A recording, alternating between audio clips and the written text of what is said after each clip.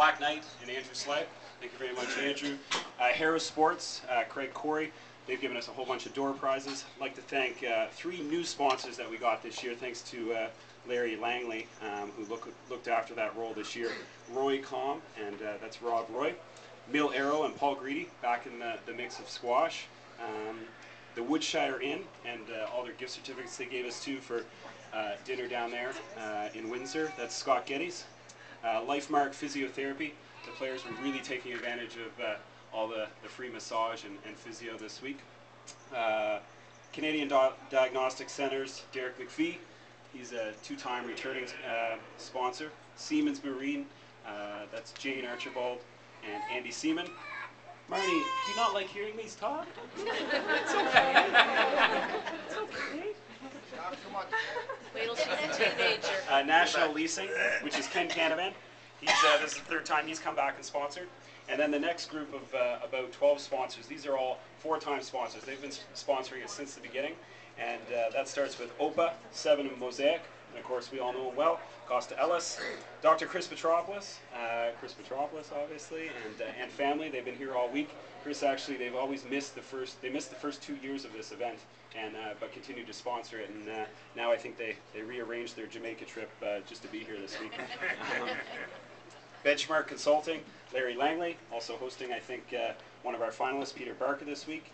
Jim Mitchell Electric, Jim Mitchell. True Foam, Debbie Coles, who actually came in with U.S. money this year. I should point out Paul Greedy did that as well. Gave us U.S. dollars, which is very handy since we do pay all the players in U.S. money. Cody Filliter and Jim Filler, 4 times. A.H. Bishop and Associates, Harv Bishop.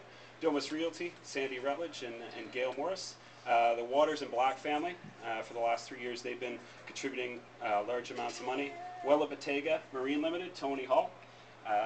Paul Hopkins, Zol Devar, of course, and as we all met, Eric Kitchen last night. Those last 3 sponsors I mentioned, Zol, Eric, and Paul, have actually contributed, and this is why we're getting to see the kind of caliber we're going to see today. They've contributed over 65% of the real money that's all coming in here.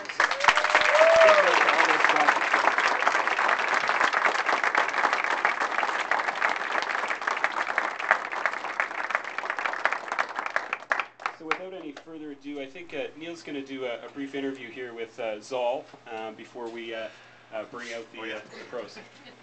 So, what did I say? With me? Yeah, oh, okay. Neil's going to. Right. Yeah. That's right. Yeah, is that okay? Oh, did we not? Okay. Yes, lad. Right. The answer's not rehearsed. Zol, just move out of my way with it. Blocking. Zol, thanks so much on behalf of everyone here for all the work that you've done and the concept of actually having the Blue Nose Classic. From an organiser's perspective and a sponsor's perspective, you've seen the growth of the tournament. How's that sort of panned out for you? Sucks. No, seriously, and I got to touch on this one when we close. We've grown from a small event 4 years ago, and it snowballed. It takes a catalyst to start things. It snowballed from there. The sponsorship, it's just unreal the way people come on board. We get comments from players each year that startle me when they say that it's the best tournament that they've ever been to. It's kind of startling because we're small in scale, but we're big in terms of what we do, and it's capped off by the efforts that the volunteers do, and they make it happen, and that's the most awesome thing. How many volunteers have we got this year, Zol? Oh, probably 40, something like that. And it's great to see the kids out there helping with the court and everything. It's the whole community, isn't it? It is. That's the idea. Yeah. Was that the concept when you originally started the tournament? To be honest, I don't think we had a concept when we started. The concept has created itself. Yeah. That's awesome. And I'll add that concept is heavily flavored with maritime hospitality, and that's not a surprise at all.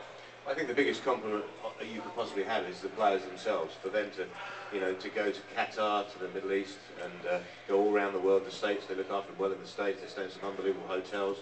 But most of the players actually like staying with people. I think it really gives them the comfort zone that makes them feel at home.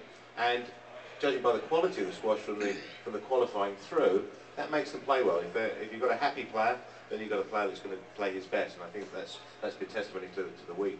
Yeah, that's right, and I have it on good authority, by the way, that the first thing Bora did when he got to town was unload Sandy and Gail's dishwasher and set the table. Thanks so much, Al. That's great. Thanks so much for your support. That's awesome.